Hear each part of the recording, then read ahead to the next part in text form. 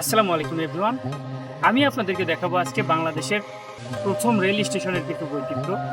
তো আপনারা কিন্তু আজকে আমার সাথেই থাকবেন, দেখবেন আজকের এই কুষ্টিয়া জেলার জগতী স্টেশনটি বাংলাদেশের প্রথম স্টেশন।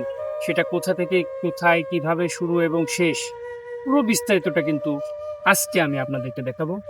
আপনারা আমার সাথেই থাকুন, লেটস গো।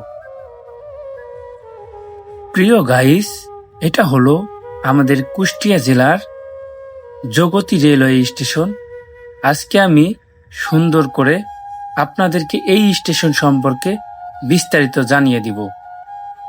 ধৈর্য ধরে ভিডিওটি স্কিপ না করে পুরো ভিডিওটি দেখুন।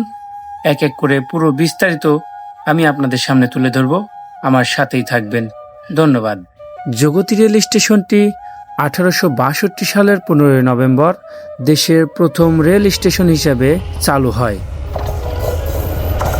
এই স্টেশনটি বর্তমান বাংলাদেশের ভূখণ্ডে প্রথম রেলগাড়ি চলার সূচনা করে। এই স্টেশনটি শুধু দেশের যোগাযোগ ব্যবস্থার সূচনা করেনি, বরং এই স্টেশন অঞ্চলের আর্থসামাজিক পরিবর্তনের পথও খুলে দিয়েছিল। স্টেশনটি ইস্টার্ন বেঙ্গল রেলওয়ে কোম্পানি কর্তৃক নির্মিত এবং এর মাধ্যমে প্রথম ট্রেনটি বাংলাদেশের ভূখণ্ডে চালু হয়।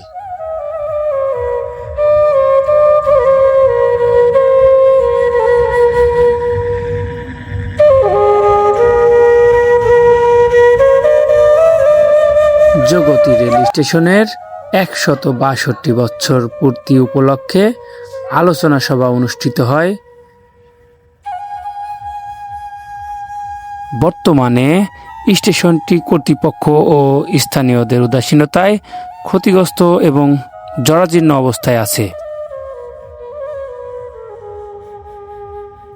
স্টেশন মাস্টার, টিকিট কাউন্টার এবং অন্যান্য প্রয়োজনীয় সুবিধা বর্তমানে বন্ধ বা অনুপস্থিত, যা স্টেশনটিকে এক প্রকার ভূতের বাড়িতে পরিণত করেছে। কর্তৃপক্ষ বারবার আশ্বাস দিলেও স্টেশনটির সংস্কার বা সংরক্ষণের জন্য কোনো কার্যকর পদক্ষেপ নেওয়া হয়নি, ফলে এটি ঐতিহ্য হারাচ্ছে বলে মনে করেন এলাকাবাসী। জগতী রেলওয়ে স্টেশনের পাশে রয়েছে একটি বৃহত্তর চিনি মিল, যেটির কোনো এখন অস্তিত্বই পাওয়া যায় না। তো প্রিয় বন্ধুরা, আজকে আমি দেখালাম কুষ্টিয়া জেলায় রয়েছে বাংলাদেশের প্রথম রেলওয়ে স্টেশন। সেই স্টেশনটি আপনাদের সামনে তুলে ধরলাম ব্লগ ভিডিওতে। আজকে আমি প্রথম এমডি মিঠুন মালিথা। তো ভিডিওটি কেমন লেগেছে অবশ্যই কিন্তু আপনারা কমেন্টের মাধ্যমে আমাকে জানিয়ে যাবেন। সবাই ভালো থাকবেন, সুস্থ থাকবেন।